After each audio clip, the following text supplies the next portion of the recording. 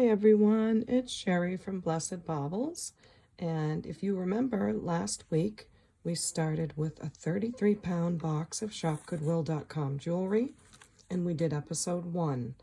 And from my video called Thrift With Me Part 2, if you go to that video, at the end of it I show you all 4 bags of the jewelry that were in this 33-pound box, because it's separated into 4 bags. And I show you all the bags, and I let you guys pick which bag I was going to open first. And everyone unanimously picked bag number 2. So last Thursday I started opening that bag, and we got our 33-pound episode 1 launched last Thursday. But the next day I fell under the weather and couldn't finish anything. So I did tape a couple of clips last week.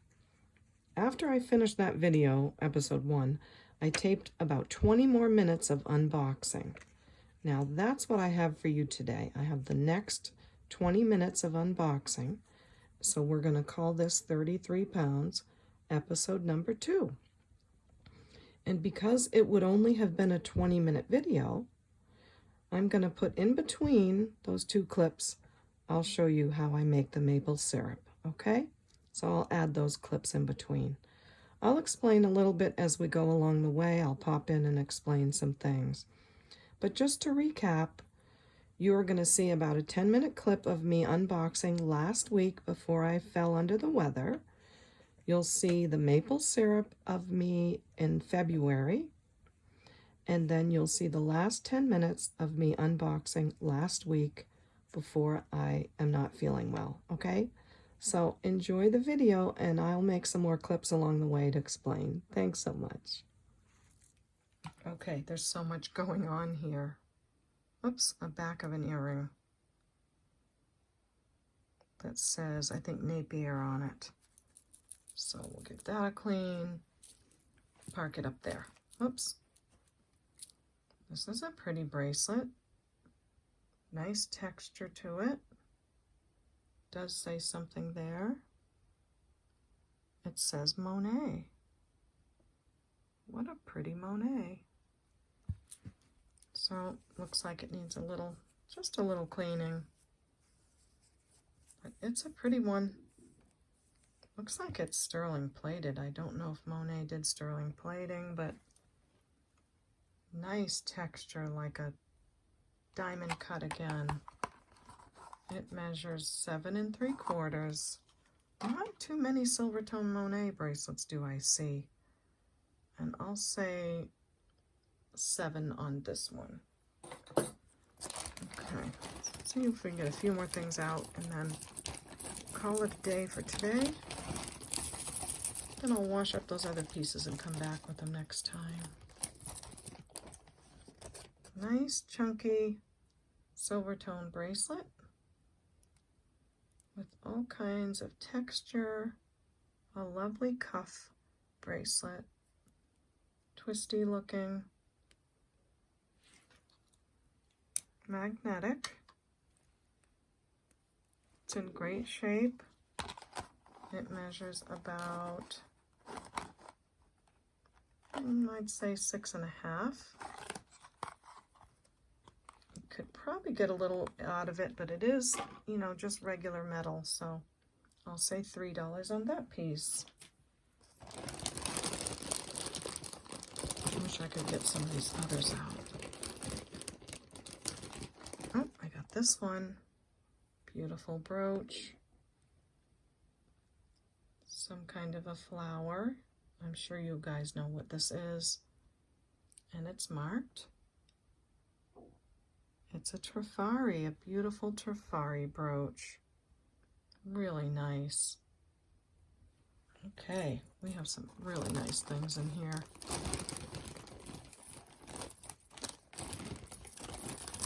I wanted to remind you guys that in my eBay store I sell 5-piece lots of vintage jewelry. And I might have a Trifari brooch and a rhinestone necklace. It'll be a little mixture of things And those 5-piece lots are $39.99 in my eBay store, but you don't have to go there. You can ask me to put together a 5-piece lot for you, and I will. And they are surprise lots. And then sometimes I put 5 pieces together and show you on camera. This is a gold tone half-finger ring. Is it adjustable, or I don't know. Like everything else, it needs a little wipe down. I'm gonna say it looks very gold plated. It's in good shape. It's not worn down at all. And I'm thinking, does it go with that? No, it's a different color metal. Here's a good example of how hard it is to match gold tones when I'm doing those matching bags, because there's lots of different gold tones. So this ring is a 5 3/4.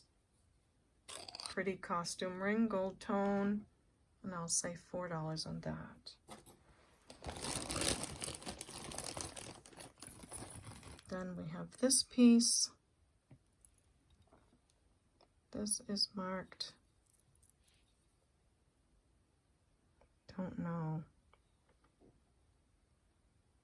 That is the mark. I'll have to look that up. And it gets worse on the other side. It's like smaller or something. So if you know who that is, please share.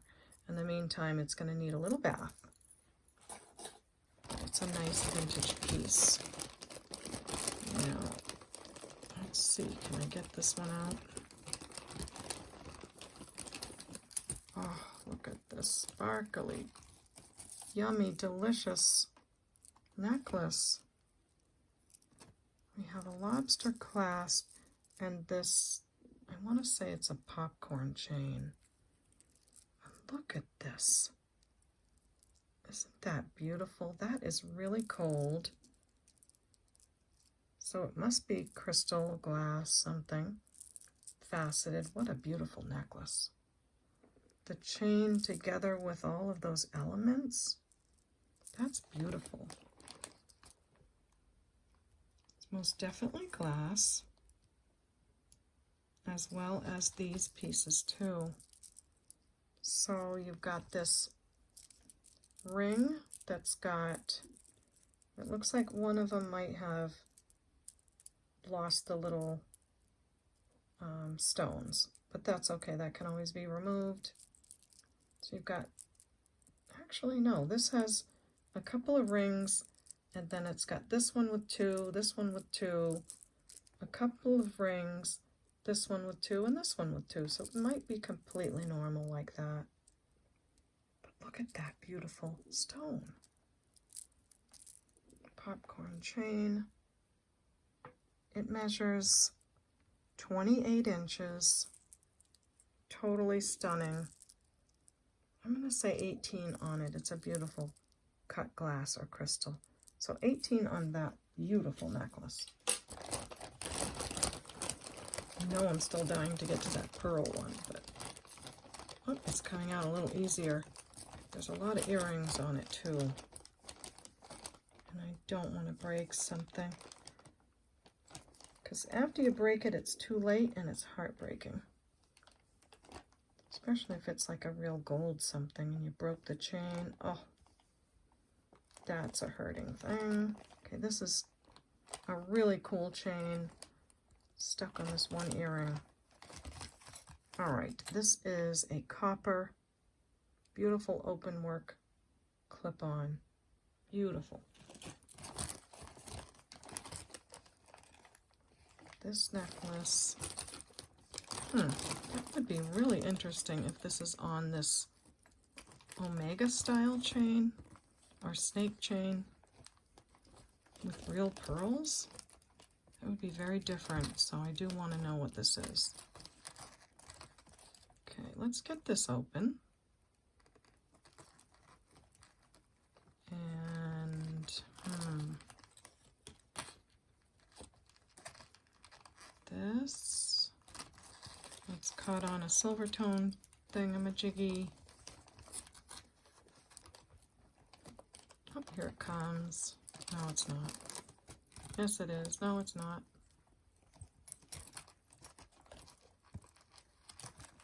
Okay, I'm going to do the magic of disappearing and coming back with it fixed. Okay, so I hope you enjoyed that first clip that I did from last week when I continued to unbox the jewelry, but then wasn't feeling good. So showing that to you today. Now I'm going to show you several little clips of me making maple syrup, drilling the tree, explaining a little bit about the process of how to make maple syrup. I was going to make this for, regular YouTube audience, but I think I'd need a lot more time to do that. Maybe next year I'll do that. So I'm letting you guys see it this year. They're just little clips and putting them together so that you'll enjoy. Now, as far as maple syrup goes, you have to tap the trees at a time in the late winter when the temperature is freezing at night, but below freezing in the day. And that's because the maple syrup will be shooting up the tree, up into the leaves, and it will be feeding the tree. And just under the bark, there's a little green layer in the tree where all the sap runs through. And that's what you'll see me tapping into, this little part into the tree. Now, the trees have thousands of gallons of sap, and tapping them doesn't hurt them at all. So just want you to know that. So enjoy the maple syrup, and I'll come along the way and talk about it again. So I got my supplies ready. I have my tubing ready with the taps in the tubes. And this is what I'm using. I'm not sure if my video will come out well because of the traffic sounds and the property that I'm at, but I'll give it a good try. I always make sure I clean the drill off, the drill bit off with alcohol, especially between every tree that I'm tapping, just in case the tree has an issue and we don't want to spread things from one tree to another. But even before I get started, I give it a good cleaning. So these are the Norway maples. They're not sugar maples, but they do a great job making syrup. I have a friend that's got 3 very, very big trees, which is pretty awesome. So I'll be tapping whatever tree looks the healthiest, maybe 1 or 2 of them.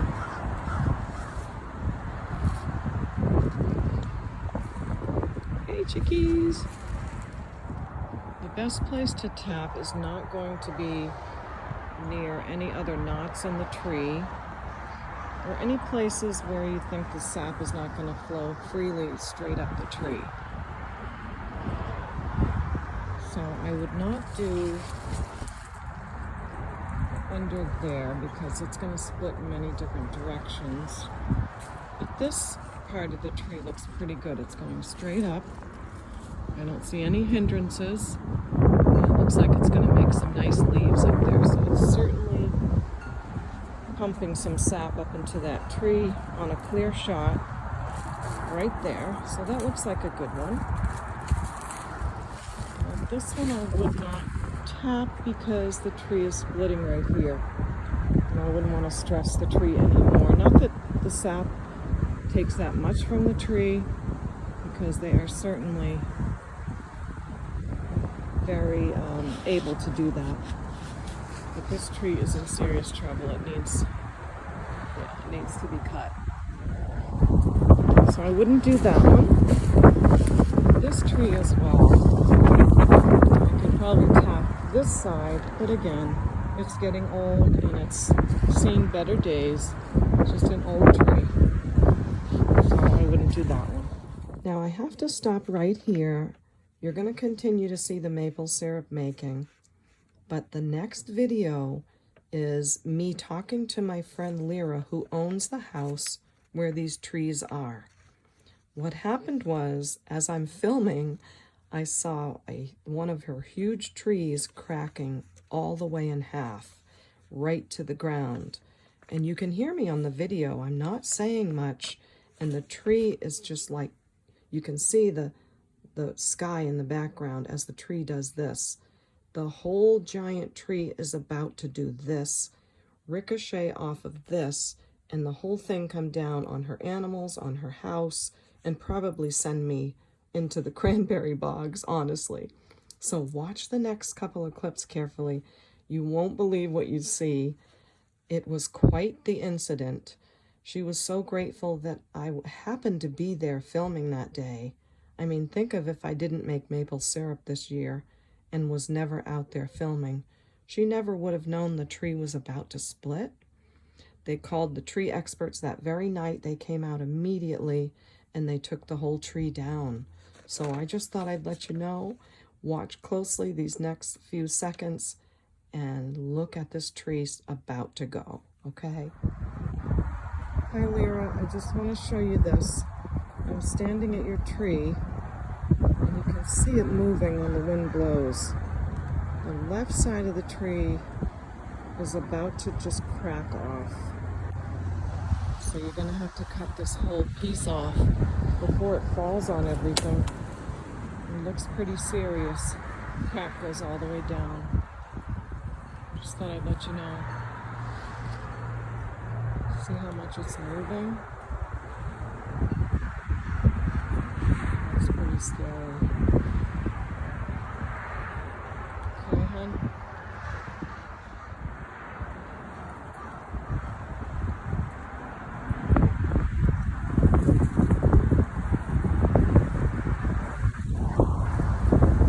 That whole big branch that just could almost come off any minute. And it might even ricochet onto the other one. Okay, so you saw that tree and you saw what it was doing, right? Wasn't that wild? So that was really a God thing. They were so grateful to have been saved from a disaster. So now we're going to get back to what I do when I tap the trees. And I'm like really moving quickly because I know I need to get out of there before that tree goes. But I'm trying not to show it in the video. So enjoy the rest of the tree tapping, and I'll talk to you before I start doing the boiling. When you're drilling, you want to go upwards so that when you put your tap in, it'll come out nicely. And you don't want to go in more than about an inch, depending on the size of the tree.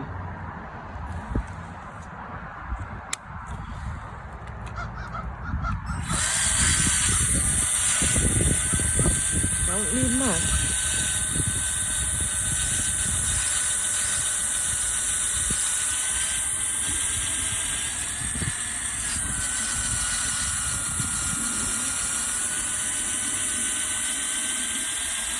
Have a little drill here. Could have a better one, but it works.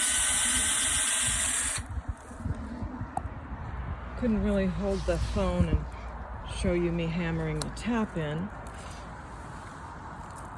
but I can show you the sap coming out.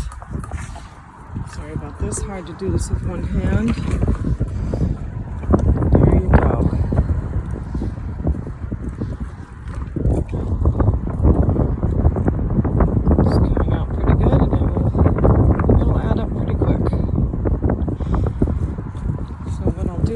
Put another tap in, and then I'll put some tape over the whole top of this bottle so that it can't move, and then I'll tie the bottle to the tree, come back tomorrow and switch it out.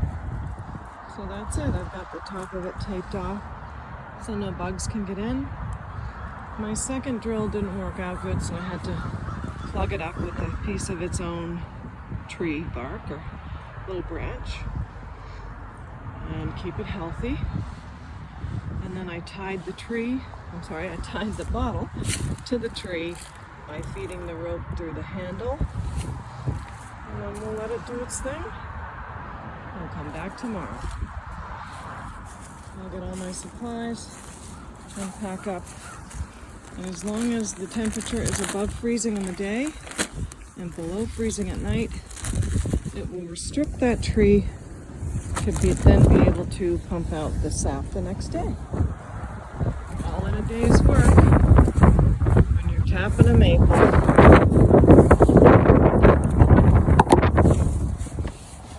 With one hand and a camera. Woohoo! Bye trees, see you tomorrow. All right, you've probably had enough of me interrupting you while you're trying to watch the syrup.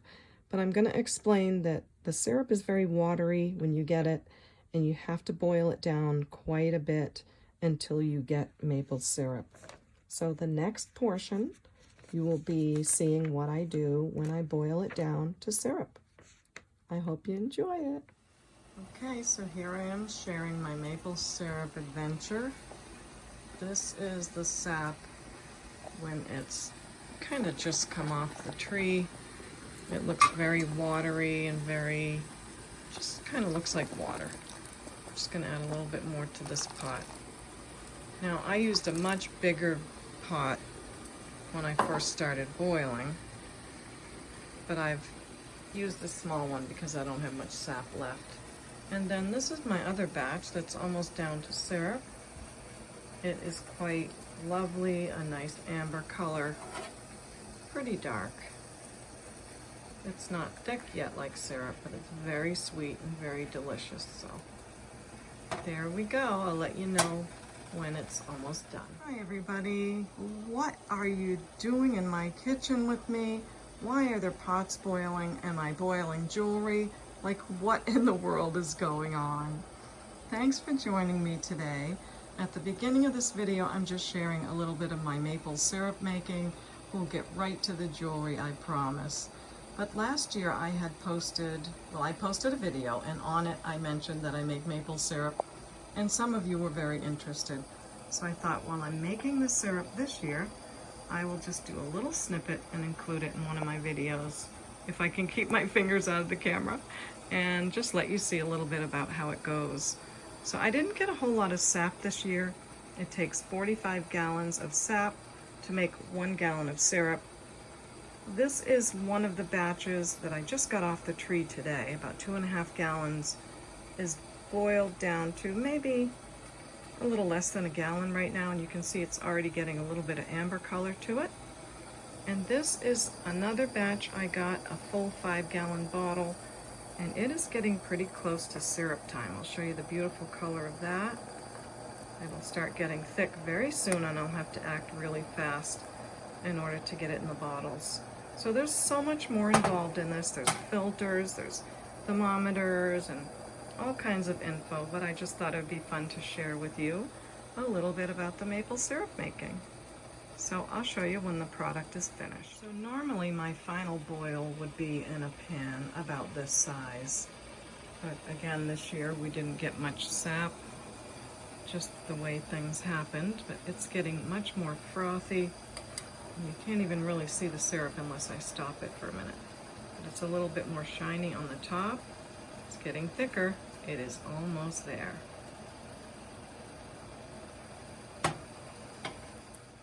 Okay, so this pan is still boiling away. This will take some time. I just keep adding to it from my 5-gallon bottle of sap that I have down on the floor. It's a 5-gallon water bottle that I use when I tap the trees. So I'll keep adding to that as I go. And this is our pan that has boiled down from 5 gallons down to this much. And again, normally I have a much bigger batch than this, but this is almost finished. It's getting thicker and it's looking better every minute. And the stuff that you see around is called sugar sand, and that can be filtered out, but it doesn't bother me one bit. So it's going to be so good. There's nothing like maple syrup when you make it all from the same tree, because even the stuff that you get from the, New Hampshire and Vermont places, they are taking sap from all kinds of maple trees, whereas this is from one kind of tree. It's in its purest form and it's just delicious. So hopefully I can make an entire video one day and show you that, but just thought I'd have fun adding this to the video. Okay, so this is what I got from that first pan. There probably would have been more, but I decided to filter it and I lost quite a bit in the filtering. That's why I don't really bother filtering it. But I'm just putting it in this bottle. But usually when I make syrup, I put it all in their own bottles, and then I make sure they're sealed and they can stay on the shelf for quite a long time. But this is not going to last long at all, I promise you. I'm just going to keep boiling the other stuff down until I get to the syrup stage again, and maybe get another little bottle to share with some of my kids. Hope you enjoyed that. I really enjoyed bringing you along. Bye. Okay, it's time for me to have pancakes. Here goes the syrup. I tried to make 2 B's for Blessed Baubles. They came out kind of wonky, but it's going to be great. I wish you were all here with me having some. Thanks so much. And now we're going to get back to the last 10-minute clip of last week when I was doing some more unboxing of our 33 pounds. So enjoy the jewelry. Let me know if there's anything you'd like to purchase. Here's my email, CapeCodEbayGirl@gmail.com. Let me know the video name, episode number, the timestamps of when your pieces show, a brief description of them, and the prices that I gave. Okay? So enjoy that, and I'll see you back at the end. Okay, this is such a mystery. So the necklace is marked Express, and it has so many cool elements. It's got this paperclip chain, this snake chain on the top, and then the middle piece is half of a paperclip chain and half real pearls. So that's wild. And then this little pendant on the bottom. So it's a 3-tier piece. There is a little bit of wear at the very top. And I don't know what to make of it. It kind of hangs a little wonky because of the pearls and the paperclip chain being a different tension. That is such a mystery to me. But it is marked Express. And for the life of me, those are real pearls. They are very scratchy. They are Baroque pearls. And I'm not sure, maybe just for the pearls to repurpose them would be great. Or maybe someone can figure out the necklace, or you love it already. I don't know. But I'm going to say $6 on this piece because I just can't get it to hang nice, and I think that would be a good price for all those pearls. Hardest part about doing this is stopping at any point because I never want to stop. Beautiful silver tone bracelet. It has a fold-over clasp, nice and shiny, no marks, terrific condition. It is slightly magnetic, so let's get a size. Beautiful shape. And this is sitting at a 6 and 6.5. Lovely, like rectangle open pieces with almost a cross piece in between. Great shape on both sides. Beautiful bracelet. I'll say $5 on that piece. Okay, what else can I grab? Oh, there's that other clip-on. This is going to be a beautiful thumbnail. And a beautiful box of jewelry. We've got 3 more big bags to go. That's so fun. This looks like one of those real leaf necklaces, but it's kind of caught in there. Yeah, I feel like if I pull that, that's going to be kind of a mess. So between now and the next video, you may see an Untangle With Me video pop up. Look at this beautiful Art Nouveau style necklace on the snail chain. It's got a, oh, it's got a barrel clasp. That's very interesting. What a pretty necklace. Nice gold tone color to it. That is nice. Looks like a choker. And it looks like a nice vintage piece with that Art Nouveau look to it for sure. It measures 14 inches, so it's a beautiful choker necklace. Great shape. And I'll say $8 on that. Okay. Now let's test our metal on these pieces. And I don't want to stop, but look at this red stone ring. It's probably costume. It's beautiful. Faceted red glass. Okay, I better stop looking. So we have this Premier Designs piece that has real stones in it.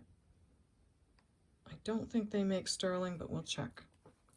Then we have this piece that we also have a ring, showed you earlier, that's made in the same way, and it did not test as gold, but I'll test it anyway on this piece. Then we have this piece that's telling me it's acrylic. Not sure, we'll test that. And then we have this that does say 925. So let's do this Irish Claddagh ring first. Then we'll test the Premier Design. Probably won't even need to. Yeah, I can see the copper or brass underneath, but very nice that it has real stones. Then this is sort of a Tibetan looking piece to me. Let's see what this does. Not sure. And I want to test this piece too, so we'll do a little test on the band and then again on the outer part of the ring. And then this guy that matches the other guy that said it was gold.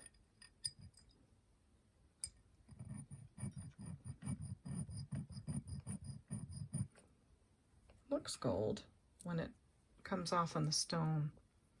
So, whoops. Claddagh ring. Oops. And then this other big blue piece. Right? Yep, that's that. So definitely on the Claddagh, but on the Tibetan piece, it's not sterling. And then on this one, I'm going to use 14K and see if it stays there.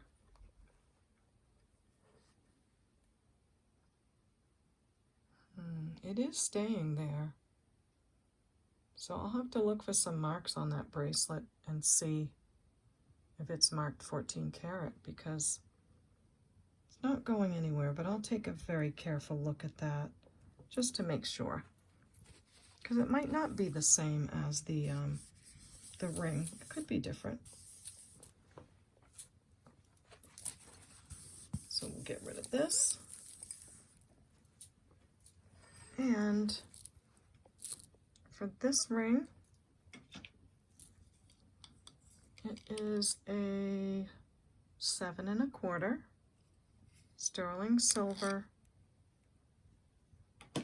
ring, and I'll say 15 on that. This, I would call it a Tibetan style ring. It is adjustable, and I have some with this Tibetan kind of metal, and it wears very nicely, whatever it is.